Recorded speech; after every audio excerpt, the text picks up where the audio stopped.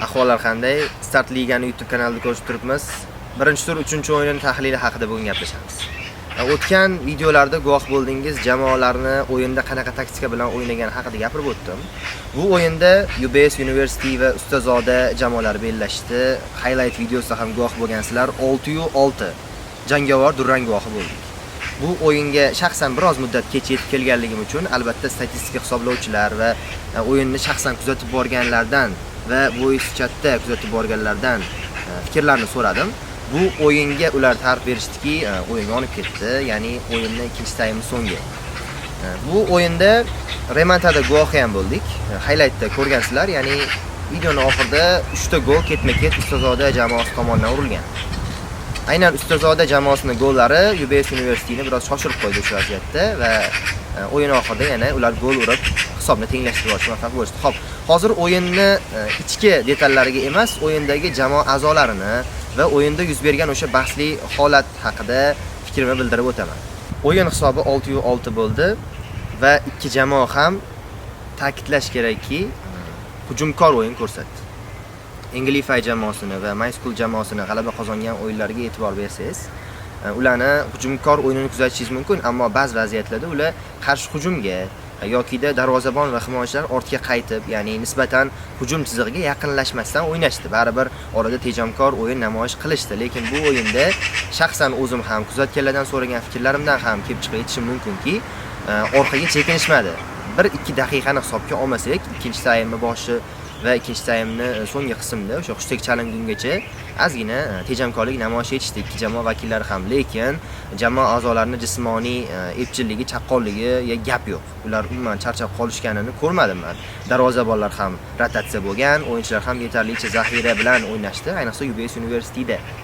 Bu o'yinning yana bir faktori 6-6 bo'lganligiga hujumlar ko'p bo'lgani bilan birga qanotlarda ham ikki jamoa aktiv bo'ldi. Chap qanot va o'ng qanotda ko'ryapmizki, 3 ta hujumchi yoki 3 ta yarim himoyachi bo'lib o'ynashmoqda. UBS University'da men buni shaxsan kutmagandim.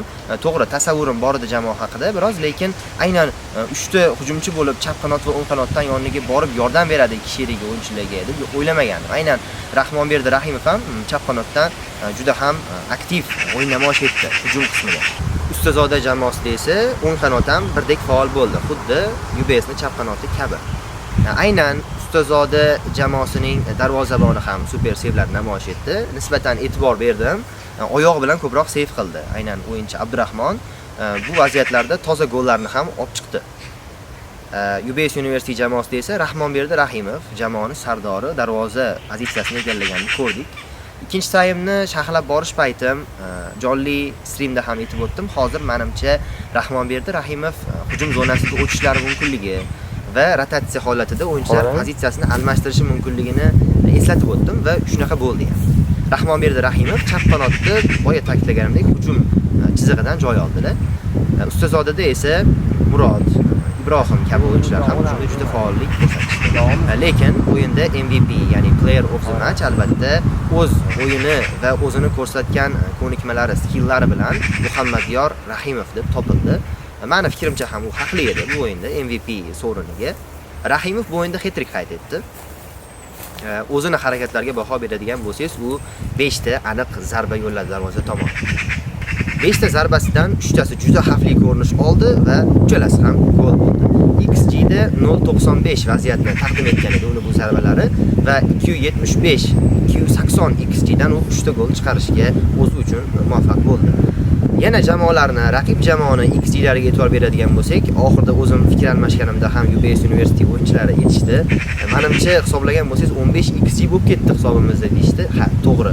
10 XG dan oshdi. U yog'iga biz hisoblovchilar bilan kelishdikki, bu vaziyatda juda ko'p gol ko'rishimiz mumkin edi.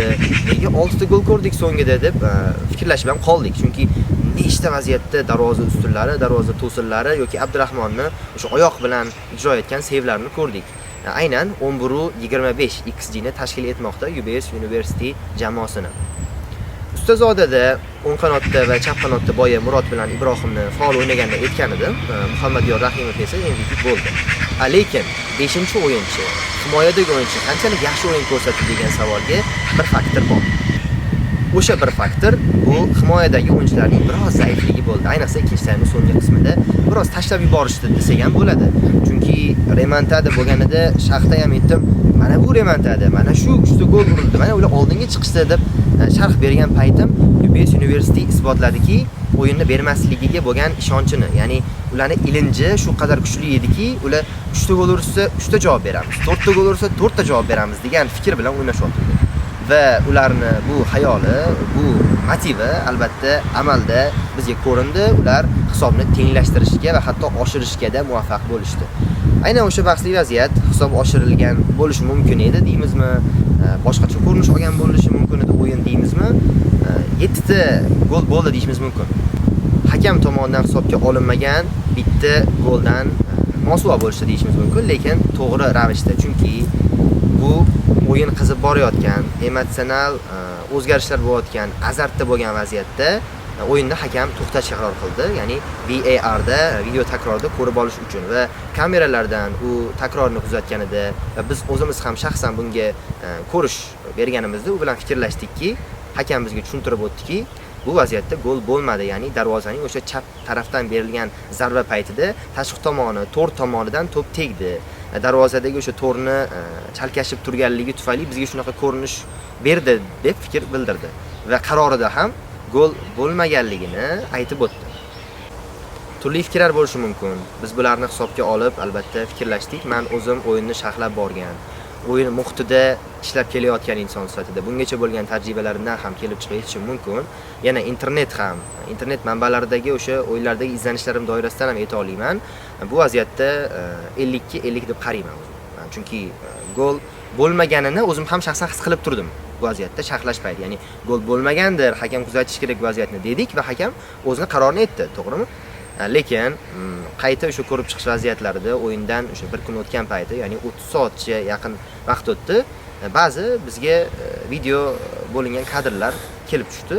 Ya'ni gol bo'lgan bo'lishi mumkin edi, buni kuzatishimiz kerak kabi fikrlar. Albatta o'rinli fikrlar, chunki har bir jamoa va har bir ishtirokchi haqqi bor bu narsalarni tashkilotga mana shu nima deydi, bizni ishlayotgan qismimizga yetkazishga, so'rashga haqqi bor. Lekin internetdan ham izlashinglar mumkin. Barselona jamoasini, mana dunyoni ikkiga bo'lgan jamoa deb kim aytamiz? Real Madrid, Barselona. Shularni o'yinlarida La Liga, ayniqsa oxirgi paytda ko'ryapsiz, Tebesni ishlarini, har xil ofsayd chiziqlarini aniqlash, gol chiziqlarini aniqlash sistemasidan voz kechyapti. Har xil muammolar bo'lyapti. Ana shunday muammolar bo'layotgan paytda biz albatta xalqaro standartlarga, o'sha hakamlarning qaror qabul qilishiga qaradik. Internetdan, videolardan, YouTubedan izlandik va bizni tashkilot, ya'ni Start Liga ma'muriyati shunday qaror chiqardiki, bu vaziyatda hech qanday o'zgarishsiz qoldirildi. Hisob 6 ga 6, ya'ni 7-golni hisoblab olishimiz mumkin edi degan fikr bersangiz, yo'q. Qancha o'yinlarda, o'sha mashhur UEFA Chempionlar Ligasining o'yinlarida ham gol bo'lib ketgan bo'lsa yoki hakamni yoki vaziyatdan kelib chiqib noto'g'ri qaror bo'lib ketgan bo'lsa yoki to'g'ri qaror bo'linib o'yindan keyin bilib qolingan bo'lsa ham u o'zgarishsiz qoldiriladi. Ya'ni bu imzolandi, bu o'yin hisobi yozildi, uni ma'lumotlari internetga chiqarildi va 2 yoki 3 kundan keyin yoki biroz vaqt o'tgandan keyin hisob bunaqa bo'lgan edi deb chiqarish hammasida noprofessionallik hisoblanadi. Bu tartibsizlik keltirib chiqarishi mumkin. Boshqa o'yinlarga ham ta'sir o'tkazishi mumkin. Bahsli vaziyatni qanday bo'lganini izoh berib o'tdim. O'zingiz tushundingiz degan umiddaman. Ya'ni nimaga hisobga olinmadi, nimaga yoki o'zgartirib qo'yilmadi. Men ham qo'shildim. Hakamning ayniqsa qaroriga qo'shildim. O'yinni juda toza boshqardi, aralashmasdan hakamimiz. Va ikki jamoani ham o'yiniga tasanno aytaman. Tahlilimni oxirida boya ham ta'kidladim. Ikki jamoani hujum chizig'i, himoya, yarim himoya chizig'lari juda ham faol. 3 talik o'yinchi, 4 talik bo'lib o'ynayotgan zonalarda bir-birlariga juda ham katta pozitsiyalarni bo'lishmoqda jamoalar.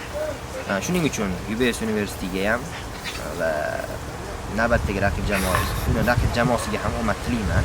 Bugun yana bir o'yin bor. Bu o'yinda qatnashuvchi ikki jamoaga ham omad tilayman. Siz bilan Start Liga bo'ldi. Navbatdagi videolarda ko'rishamiz.